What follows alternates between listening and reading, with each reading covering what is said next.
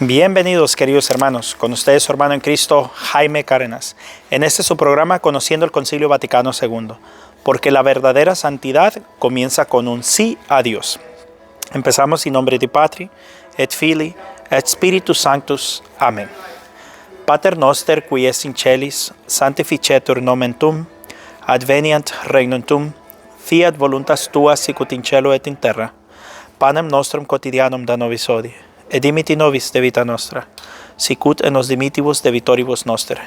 Et ne nos induscas in tentationem, se libera-nos a malo. Amén. Ave Maria, gratia plena, Dominus tecum, benedicta tui mulieribus, et benedictus fructus ventris tui, Iesus. Sancta Maria, Mater Dei, ora pro nobis peccatoribus, nunc et in hora mortis noster. Amén. Espíritu Santo, ilumínanos y santifícanos. In nombre di Patri, et Filii, et Spiritus Sanctus. Amén. Pues bien, mis hermanos, vamos a continuar con el Concilio Vaticano II, con el decreto Optatam Totius, en el capítulo 1, sección 9, enseñarles a vivir con la Iglesia. Imbúyanse los alumnos en el misterio de la Iglesia, expuesto principalmente por este Sagrado Concilio, de suerte que unidos con caridad humilde y filial al vicario de Cristo y, una vez ordenados sacerdotes, adheridos al propio obispo como fieles cooperadores y trabajando en unión con los hermanos, den testimonio de aquella unidad por la cual los hombres son atraídos a Cristo. Acostúmbrense a participar con un corazón amplio en la vida de toda la Iglesia, según las palabras de San Agustín. En la medida de cada uno ama la Iglesia, posee el Espíritu Santo. Entiendan los alumnos con toda claridad que no están destinados al mando ni a los honores, sino que se entregan totalmente al servicio de Dios y al ministerio pastoral. Edúquense especialmente en la obediencia sacerdotal, en el ambiente de una vida pobre y en la abnegación propia, de suerte que se acostumbren a renunciar ágilmente a lo que es lícito, pero inconveniente, y asemejarse a Cristo crucificado. Háblense con claridad a los alumnos de las cargas que han de aceptar, sin ocultarles la más mínima dificultad de la vida sacerdotal, pero no se fijen únicamente en los aspectos peligrosos de su futuro apostolado, sino que han de formarse para una vida espiritual que hay que robustecer a lo máximo por la misma acción pastoral. Miren, mis hermanos, esto lo podemos aplicar incluso para los laicos. Aquí nos está diciendo que cuando forman a los sacerdotes les tienen que hablar de las dificultades que se les van a presentar.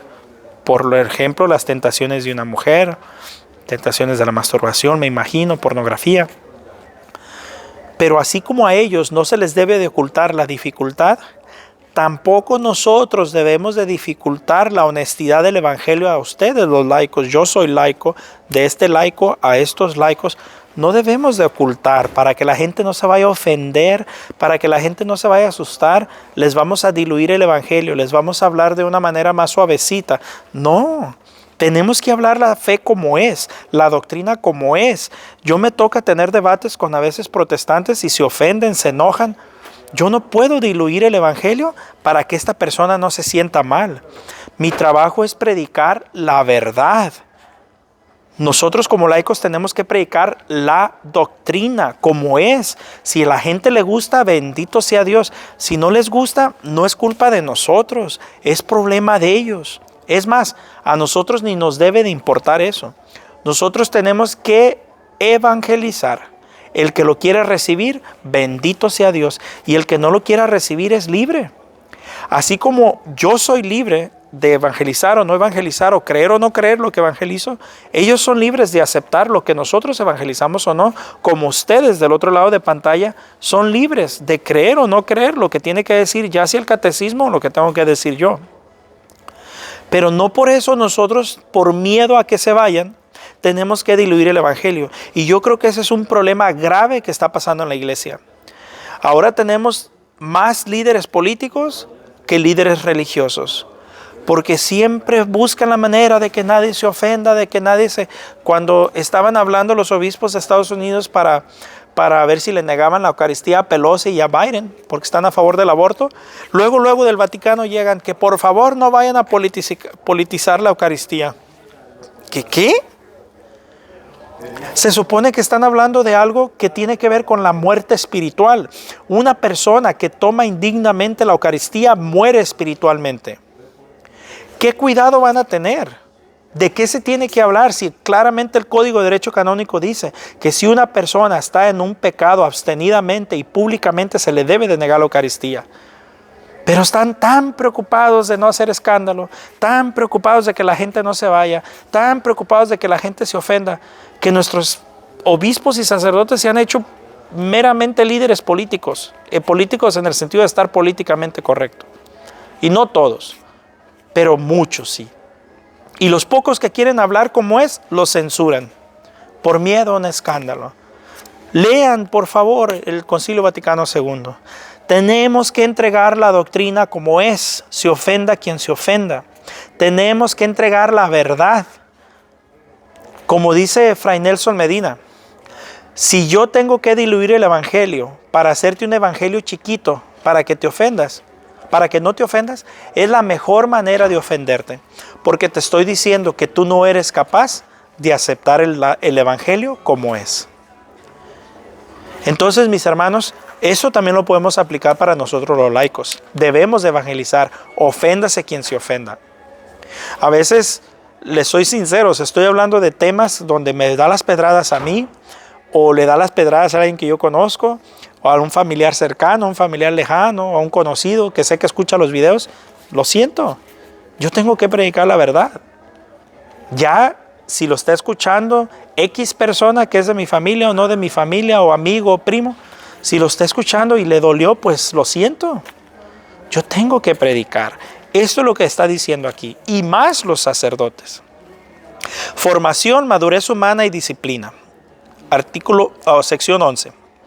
Obsérvense exactamente las normas de la educación cristiana y complétense convenientemente con los últimos hallazgos de la sana psicología y de la pedagogía. Por medio de una educación sabiamente ordenada, hay que cultivar también en los alumnos la madurez humana, la cual se comprueba sobre todo en cierta estabilidad afectiva, en la facultad de tomar decisiones ponderosas y en el recto modo de juzgar sobre los acontecimientos. Miren, mis hermanos, como aquí nos está diciendo, el recto modo de juzgar. ¿Y qué es lo que el católico tibio, mal formado, nos dice? Es que no debemos de juzgar. El problema no es que si debemos o no debemos de juzgar. San Pablo dice que no saben que ustedes han de juzgar hasta los ángeles. Nosotros tenemos la responsabilidad cristiana de juzgar, no a las personas, no al corazón, pero sí a las acciones. El problema no es que si debemos o no debemos de juzgar, el problema es que a la hora de juzgar tenemos que tener una conciencia formada, tenemos que juzgar rectamente. Esa es la clave. No es que si se juzga o no se juzga. Por eso cuando a mí me dicen que no debes de juzgar, no me cortan con ese cuchillito de palo. Porque yo entiendo lo que la iglesia enseña y ojalá ustedes entiendan lo que la iglesia enseña para que de esa manera no los traten de callar e intimidar. El mundo afuera, los protestantes, incluso hasta católicos peligüeyes, luego lo quieren intimidar a uno con no debes de juzgar. Y con eso, ay, sí, cierto, y se callan. No. Es una responsabilidad cristiana juzgar las acciones, qué está bien, qué está mal, qué está correcto, qué está incorrecto, qué le agrada a Dios, qué no le agrada a Dios, en dónde estás equivocado, en dónde no estás equivocado, como es el deber de ellos decírmelo a mí, dónde estoy equivocado y dónde no estoy equivocado. Claro que a nadie nos gusta que nos corrijan, obviamente, pero es necesario y para que nos puedan corregir, tienen que juzgar si la acción o el comentario que estoy diciendo está correcto o incorrecto. Entonces a mí cuando la gente me dice, es que no debemos de juzgar, le digo, ¿y no estás siendo tú hipócrita? Porque tú me estás juzgando que yo estoy juzgando. Entonces, ¿de qué te admiras? Eso es hipocresía. Entonces no se dejen intimidar con el no debemos de juzgar. Eso no es verdad. Es una frasecita que les encanta para callarnos.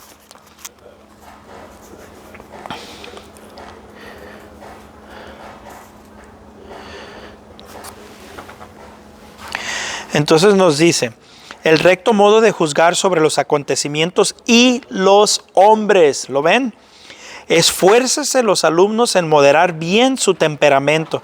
Ahí yo tengo que ser sincero, yo fallo mucho en moderar mi temperamento. A veces la pasión me gana o se me calienta la sangre, pero bueno, es algo que tenemos que trabajar, cada quien en su debilidad.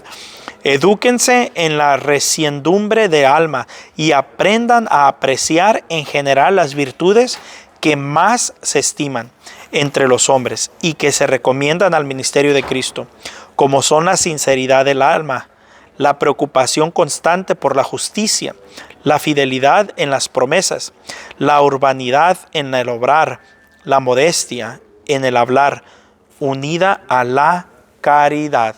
Y ahí me da bofetadas a mí, porque hay mucho de esto que yo tengo, tan solo en la manera de hablar, unida a la caridad, la modestia al hablar. Sinceramente ahí me falta a mí.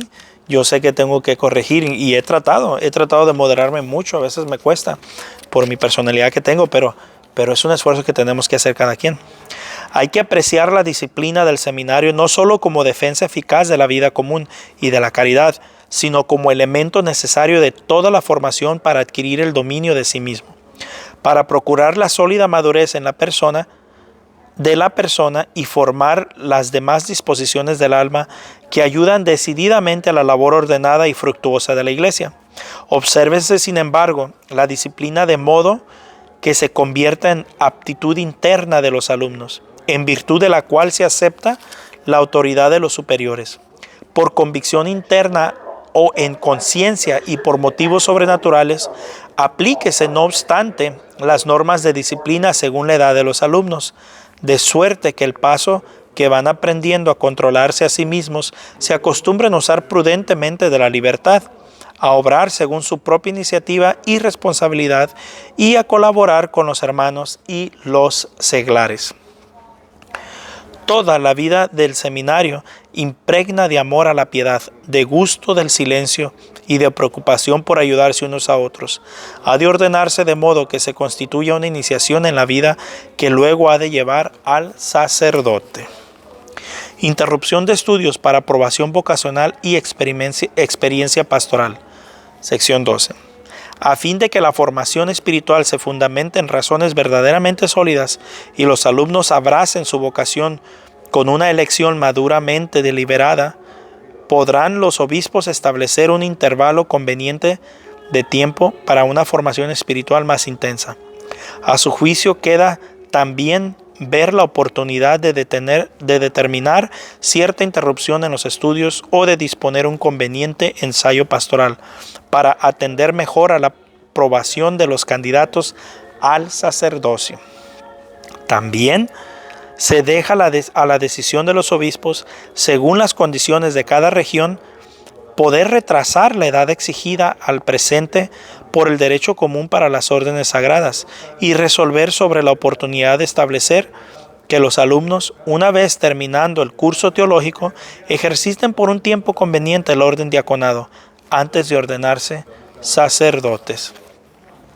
Pues como pueden ver, la Iglesia se toma todas las precauciones para que los que se van a ordenar como sacerdotes sean buenos sacerdotes. Si después de ordenados los sacerdotes hacen a veces sus cosas no cristianas, que digamos, muchas hasta satánicas se puede decir, no es culpa de la Iglesia, no culpen a la Iglesia. La Iglesia se toma todos los pasos debidamente, o están las instrucciones ahí. Que no lo sigan los obispos o los rectores o el sacerdote ya ordenado, ese es problema de ellos, es culpa de ellos, no de la Iglesia. La Iglesia hace su trabajo.